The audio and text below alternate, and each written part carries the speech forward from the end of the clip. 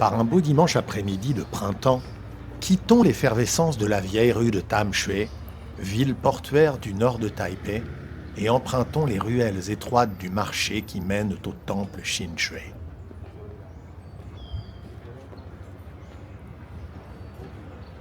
Dans la lumière rasante du soleil déclinant, on distingue sur la colline, en ombre chinoise, l'ondulation d'un toit aux formes ciselées.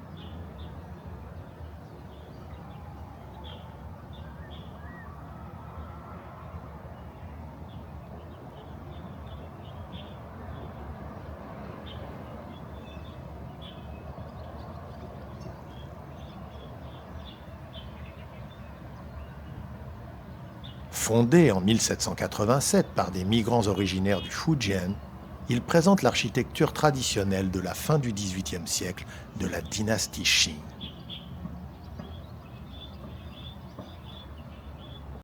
De part et d'autre du temple se tiennent Lei Zhongli et Lei Zhongcai, le protégeant des mauvais esprits. Ils font partie des 36 généraux célestes, plus précisément du bureau du tonnerre, servant sous l'autorité de Xuan Tianshangdi, l'empereur du Nord.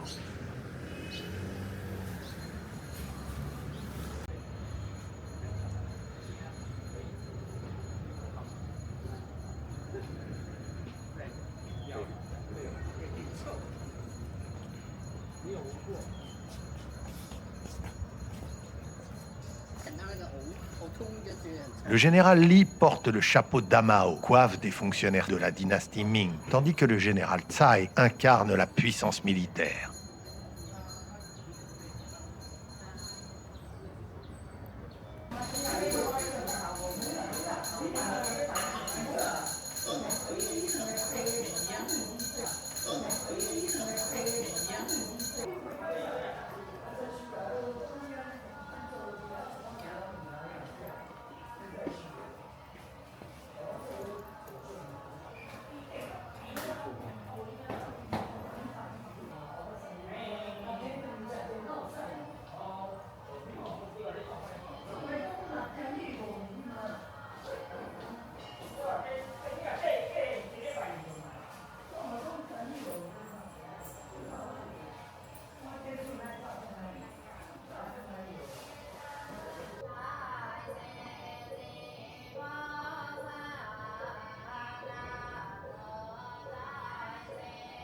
Le temple est dédié à Qing Shui Jushi, le patriarche de la pluie.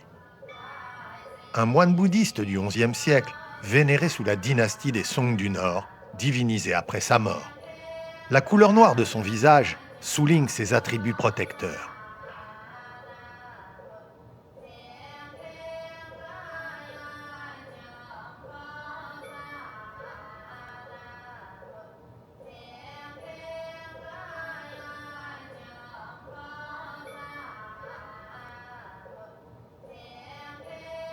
Il est représenté sous de multiples expressions faciales, traduisant sa capacité à prédire les intempéries, les désastres naturels, le beau temps ou les épidémies.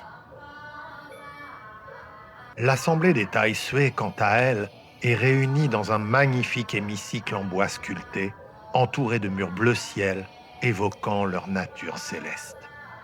Derrière le général cosmique Wenzhe, le Tai Sui de l'année en cours, Dumu Yangjun trône majestueusement sur un lotus entre ses deux gardiens, les dieux empereurs cachés Dongming Xingjun et Ying Guang Xingjun. Ils appartiennent à la lignée des 9 dieux empereurs, tous fils de Dumu, associés aux 9 étoiles de la Grande Ourse, dont 2 sont invisibles à l'œil nu.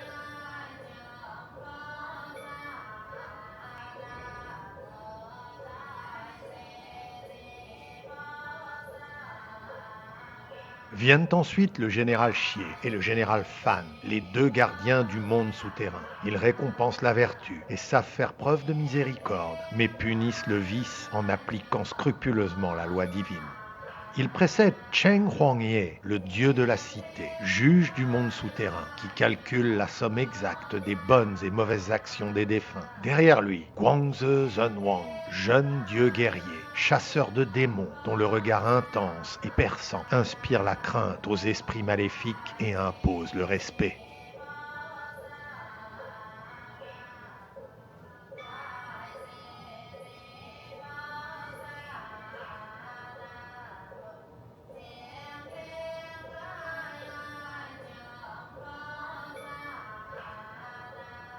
Ici siège Wen Changwang, dieu suprême des humanités. Il gouverne le destin des lettrés et des fonctionnaires. Il est escorté par ses deux aides célestes, Tian Ding Tongze et Dijia Tongze, tenant pinceau et encre.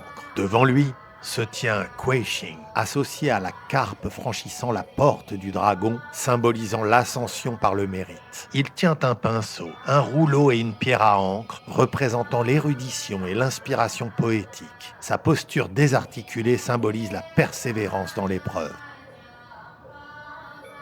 Un détail interpelle le visiteur. Dans un coin du temple, sur un mur surplombant le comptoir aux offrandes, on distingue une fresque sculptée dans la pierre où flottent deux drapeaux français. Sur celle-ci est dépeinte la bataille de Tamshui du 8 octobre 1884 entre les troupes de la Troisième République et celles de l'Empire Qing pour le contrôle du port de la cité.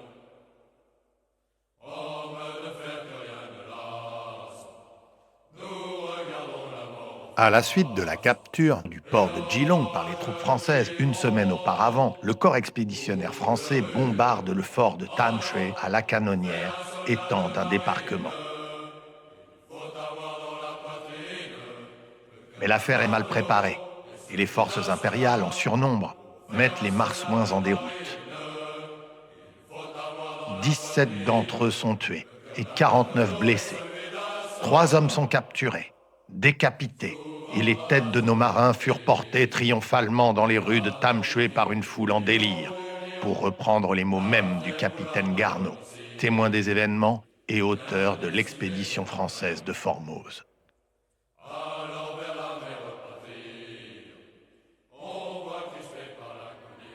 Qingxue Zushi est dépeint lévitant au-dessus du champ de bataille en protecteur des troupes impériales.